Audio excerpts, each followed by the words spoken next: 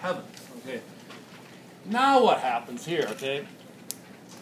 Active assistive, we talked about this in one of two ways going back to CEIS 1.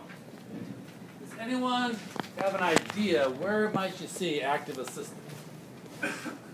Obviously, I'm going to give you a hint, right? Possibly if the patient has manual muscle test score like less than a 3. Yes, absolutely. Okay. Manual muscle strain scores of less than a 3, right? So what would happen? Say, Claire, thanks. Come on, sit up here, please. So Claire is up here, and I say, oh yeah, we got to work those deltoids, right? The anterior and posterior deltoids. Oh, isn't that, part of the game, okay? So Claire is up here, and how do we do that in CEIS 1? Okay, Claire, I want to hold your arm here, and I want you to pull it forward. You're really weak. Okay, so she tries to come forward like this. How do I know how much she's doing, guys? Who's doing the work? You working? No, see, I'm doing it. Is that active assistive? No. Okay, what is the problem here? If I'm even assessing a grade, trying to assign a grade, when I take them to that position and I assist them and move through range, can I really provide a good objective assessment of someone's strength? No. No way. Absolutely not. How do you get around that? Give me the answer. Ryan, you started this problem.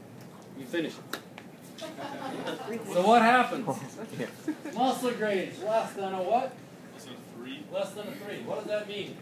Matt. I was going to say, answer your question. Answer my question. You said fly service, you're not actually going to slide it across. Ah, louder, please. Use a table so you can just, instead of you actually holding their arm, just put it on the table so you can just slide it across the table. Yes. Okay, you get the exact same thing accomplished. What does that refer to as? We call it active assistive or what?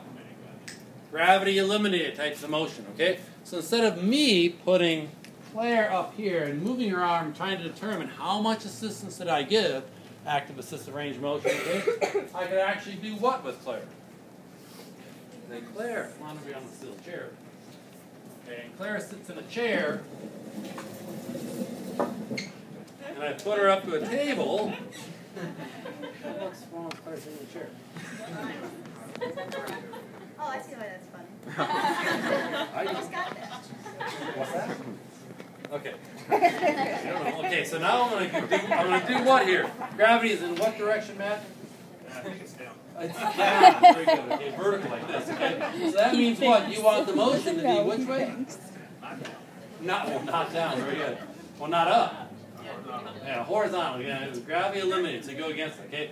So in a case like this, you can go ahead and put the entire extremity very nicely, sometimes in a pillowcase, okay? And I'll just pretend I had a pillowcase. I don't know if there were any more there when I was looking yesterday or Monday.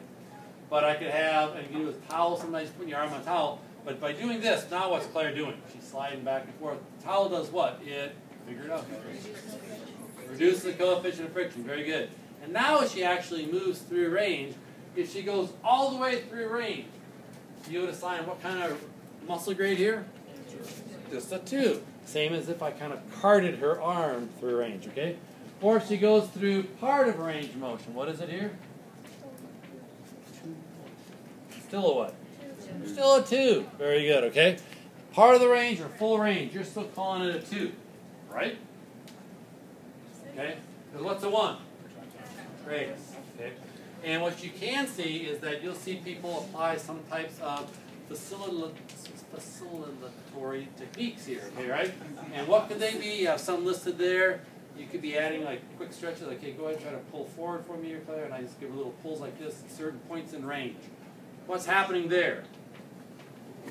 Quick stretch, you know that. What am I trying to activate there? She's trying to pull forward. I'm doing a quick stretch backwards. I'm trying to activate those primaries of the anterior deltoid here, okay? What else takes place? Sometimes they can go ahead and try to push that forward there, Claire, and I can do a little bit of compression. Now I compress right here. It's going to go ahead and try to get a little bit more co-contraction of muscle activity that way. I can do it at any point in range. That's sometimes referred to as, timing for emphasis, correct? Right? So I can apply some of these little tiny PNF techniques. at any point in time through that range right there. Ideally, what you want to try to do is get rid of gravity and also who else? And that's a hint. Very good. Yourself, the therapist, okay? You're getting rid of the therapist. The more you can get away from you and onto the patient, the better. So this active assistive range of motion, try not to get into the idea or think in the concept of I'm carting the arm through range, but rather I'm going to go ahead and have the person work in a gravity eliminated position. Okay? Questions on that? Okay, now what I'm going to have you do, and we don't have quite as much low flat tables as we do just in back here, we might have to do a little bit up here.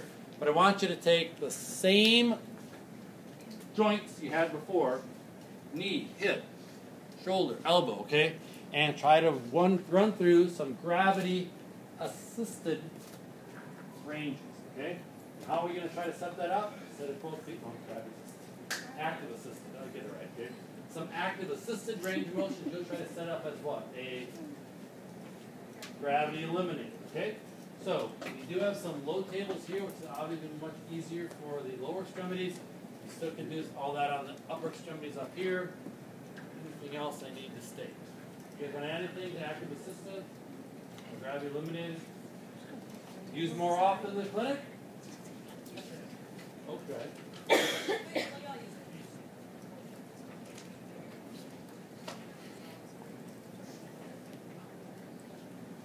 Nice and loud. You haven't hear all that? No.